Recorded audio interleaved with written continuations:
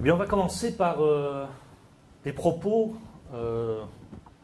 que l'on qualifie de manière générale comme très peu empathiques. Alors si on devait trouver une figure actuelle de l'absence d'empathie, c'est généralement Donald Trump qui revient. Alors je ne connais pas Donald Trump personnellement, je ne sais pas s'il joue un rôle, s'il manque effectivement d'empathie, mais dans ces fameux tweets, on remarque en tout cas que la caractéristique qu'il ne met pas en avant est son empathie. Notamment celui-ci, le premier, Ariana Huffington est déplaisante à l'intérieur comme à l'extérieur. Je comprends parfaitement que son ancien mari l'ait quittée pour un homme. Il a pris une bonne décision. Quoi qu'à y regarder de tout près, ça peut être considéré comme une empathie envers le mari. Empathie ou projection. Alors, empathie ou projection. Derrière l'humour ici des tweets de Trump, il y a des choses quand même qui vont nous intéresser. Est-ce que Donald Trump, dans ce tweet, est empathique vis-à-vis du mari, puisqu'il se met à sa place, ou est-ce que ce n'est pas de l'empathie, mais plutôt autre chose, et j'ai parlé du mot projection. Alors on va déjà faire une première différence théorique de trois termes qui sont proches. D'abord, l'identification. L'identification n'est pas l'empathie. L'identification considère que je suis le point de référence. Quand il y a identification, ce n'est pas le vécu de l'autre qui est le point de référence, c'est mon vécu à moi.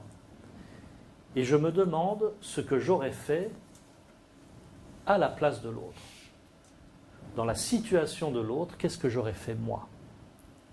Ce n'est pas vraiment de l'empathie puisqu'il n'y a pas de décentration. Je reste la référence. Alors évidemment, il y a une sorte de partage émotionnel. La situation de l'autre m'affecte. Mais en retour, c'est mon point de vue à moi qui domine. Ça, c'est dans l'identification. La projection est un peu différente. Alors, est-ce que c'est un stade supérieur? Est-ce qu'on avance de stade en stade? Ça, c'est une autre question. La projection, la petite différence, c'est que dans la projection, on considère qu'il y a deux personnes, mais que l'autre personne vit et ressent ce que moi, je ressens. Donc dans la projection, c'est « nous sommes les mêmes ». Dans l'identification, si je devais résumer par une formule un peu choc, ce serait « je suis le point de référence ». Et donc, qu'est-ce que je ferais dans la situation de l'autre? Dans la projection, c'est « l'autre ferait ça parce que moi je ferais ça ». Donc c'est pratiquement la même chose, d'où les confusions entre les termes, sauf qu'il y a déjà une prise de conscience un peu supérieure du point de vue de l'autre. Alors ça, c'est une définition de la projection qui est celle d'Olivier Chambon. J'ai oublié de le préciser parce qu'on pourra trouver d'autres définitions de la projection, mais Olivier Chambon qui a beaucoup réfléchi aux thérapies intégratives et donc aux points communs entre les différentes psychothérapies, en arrive à cette conclusion-là. Et l'empathie, ce serait, on va garder ça comme première définition, ce serait plutôt l'idée de nous avons deux vécus, nous avons deux univers, deux constructions du monde. Quelle est la construction du monde de l'autre? Donc vous voyez qu'il y a dans l'empathie l'idée que nous sommes différents, comme dans la projection, mais on ne colle pas à l'autre ses propres ressentis. Donc gardons ça comme première idée de l'empathie et posons-nous la question, est-ce qu'on est plutôt dans la projection, dans ce tweet de Donald Trump? Deux autres pour illustrer aussi deux autres aspects de l'empathie. Le Mexique devenant une des nations les plus criminelles du monde, nous avons besoin du mur. Le Mexique devra payer pour ça par le remboursement et autrement. Alors on a l'impression qu'il y a sur Terre la nation américaine et la nation mexicaine, et qu'entre les deux, il n'y a pas de point commun, il n'y a pas de partage possible, à tel point qu'il faut construire un mur pour marquer physiquement cette distance culturelle, cette distance sociale entre les Américains et les Mexicains. Cette distance est un phénomène de l'absence d'empathie. C'est-à-dire que l'empathie est privilégiée par la ressemblance. Plus je me sens proche de la personne en face de moi, plus il y a de probabilité que j'ai des manifestations d'empathie vis-à-vis d'elle. Plus je me sens éloigné de la personne, moins je risque, moins je peux développer de réponses empathiques. Et donc ici, dans ce tweet de Donald Trump, on accentue les différences entre le Mexique et les États-Unis. On accentue cette distance culturelle, sociale, économique aussi. Et on utilise le stéréotype, hein, la généralisation qui est de considérer que tous les Mexicains finalement sont presque des criminels. Et l'utilisation du stéréotype et l'accusation de l'autre est aussi un obstacle à l'empathie. Un obstacle à l'empathie que l'histoire a connu, puisque les génocides se sont nourris à chaque fois de cette notion que l'autre était très éloigné de moi, que l'autre était massivement mauvais. Donc stéréotypes, distance culturelle, ce sont deux obstacles à l'empathie sur lesquels joue Donald Trump ici dans son tweet. Pourquoi Kim Jong-un m'insulterait en me traitant de vieux alors que je ne le traiterai jamais de petit et gros? J'essaie tellement d'être son ami, peut-être que ça arrivera un jour. Alors là, il y a quelque chose de très amusant, c'est presque l'annulation rétroactive hein, des enfants. C'est j'ai pas dit mère, donc je suis pas grossier. Et là, ici, il joue un peu là-dessus en disant mais moi, je dirais jamais qu'il est petit et gros tout en l'écrivant.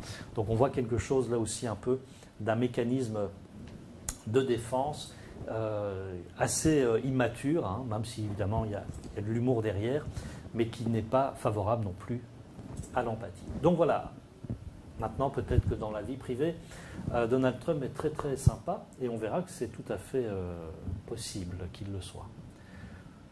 Je prends aussi des événements qui sont arrivés, que je ne connaissais pas nécessairement, mais dans lesquels il s'est passé des choses assez tristes, assez douloureuses, et je m'intéresse aux commentaires qui sont postés sur Internet.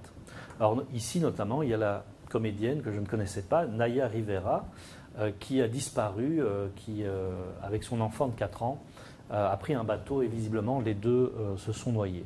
Ce qui est une situation dramatique, même si on ne connaît pas Naya Rivera, même si on n'est pas proche d'elle, on est quand même d'accord sur le fait que c'est quelque chose qui est dramatique, qui est terrible, de perdre un enfant de 4 ans, de perdre la vie avec son enfant de 4 ans dans une noyade. Et puis si on regarde les commentaires, alors de nouveau on ne juge pas les personnes, on juge les commentaires. Si on regarde les commentaires, il y a des commentaires du style « Je persiste et je signe », sortir seul en bateau avec un petit bout de 4 ans est complètement inconscient et je dirais même débile, ne vous inquiétez pas pour ma tête, elle fonctionne très bien et largement au-dessus de la moyenne. Donc là ici dans cette réponse, ce qui m'intéresse moi c'est le « je persiste et je signe ». Il y a dans l'empathie différents niveaux, on va voir, différents degrés. Il y a le premier degré qui est une résonance affective. C'est-à-dire que j'ai un premier ressenti qui est plus fort que moi, qui est presque un ressenti instinctif. Et ce premier ressenti, ça peut être très bien un ressenti douloureux, en disant « Mon Dieu, moi je suis parent d'un enfant de 4 ans, qu'est-ce qui arrive ?» Et là c'est l'identification qui se met en place. Hein. Ou bien ça peut être aussi une première réaction de rejet.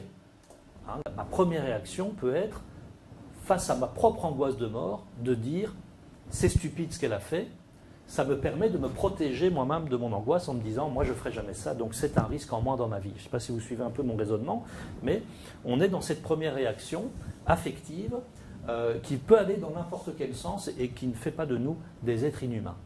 Mais il y a un deuxième degré d'empathie, qui est l'empathie cognitive, qui consiste à prendre du recul sur son premier ressenti et à comparer finalement sa réaction affective première à toute une série de données, à toute une série d'informations.